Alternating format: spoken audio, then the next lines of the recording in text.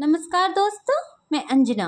आज मैं आपके सामने लेके आऊँ 2020 से 2023 तक जो प्रश्न पूछे गए थे यूनिट 2 के अंतर्गत, उसका पूरा मैं आपके सामने लेके आऊँ कौन कौन से प्रश्न पूछे गए थे आचार्य रामचंद्र शुक्ल की किताब से। चलिए, हिंदी साहित्य के आलोचनात्मक इतिहास नामक ग्रंथ में किस काल विधि का साहित्योतिहास वर्णित है?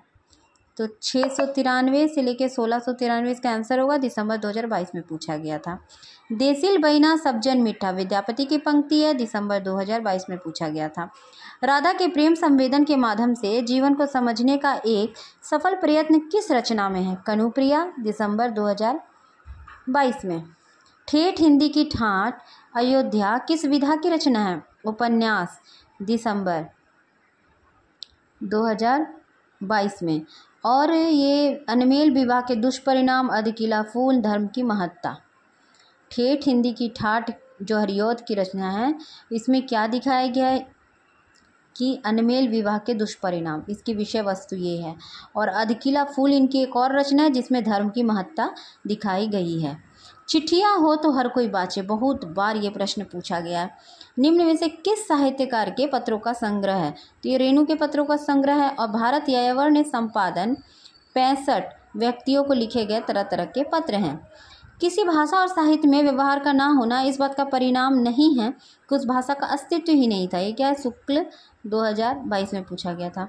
उद्दंड मार्तंड को प्रकाश में लाने का श्रेय किसे दिया जाता है? तो बजेंद्रनाथ बंदोपाध्याय को। ये भी आपको पूछा गया था दिसंबर 2022 में। भारतेंदु युगीन कविता के निम्नलिखित कथनों पर विचार कीजिए।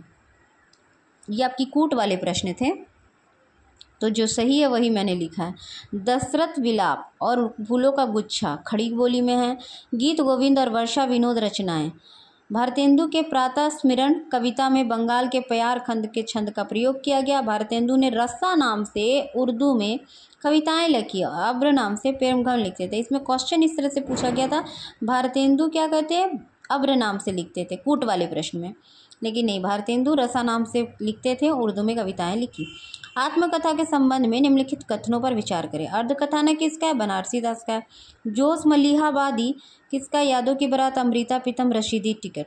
हंसा वाडेकर सुनो सुनाती हूँ अनुदित कथा आत्मकथाओं के उदाहरण हैं।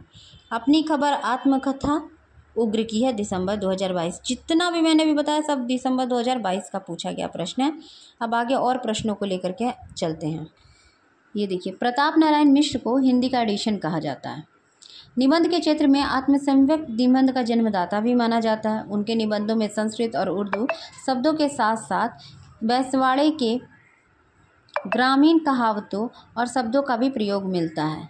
दिसंबर 2023, क्योंकि ये इसलिए इम्पोर्टेंट है कि ये आपकी कूट प्रश्न में आया था। दिसंबर 2023 में कूट में आया था, तो मैंने सारे कोटेशन को प्रताप नारायण मिश्र करके एक जगह रख दिया है।